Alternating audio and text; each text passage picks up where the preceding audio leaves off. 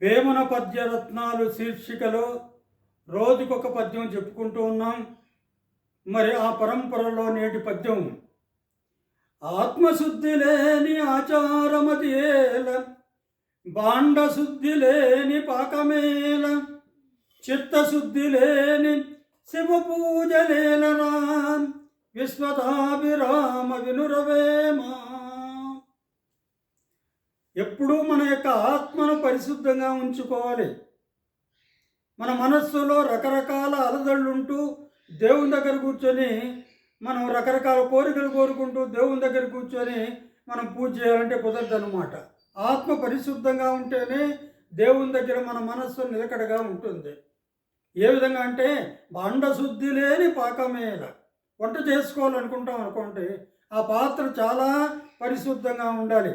ఏమాత్రం అశుద్ధం అందులో ఉండిందనుకోండి, ఆ పాకం అంతా కూడా వ్యర్థమైపోతుందన్నమాట. అందుకని పాకశుద్ధి లేని బాండశుద్ధి లేని పాకమేలా అని అంటున్నాడు. ఇంకా ఏమంటున్నాడు?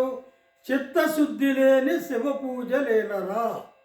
ఇందాక చెప్పినటువంటిదే, మనస్సు శుద్ధంగా ఉండాలి, ప్రశాంతంగా ఉన్నప్పుడే శివ పూజలు చేసుకోవాలి అన్నమాట. హరి ఓం తత్సత్.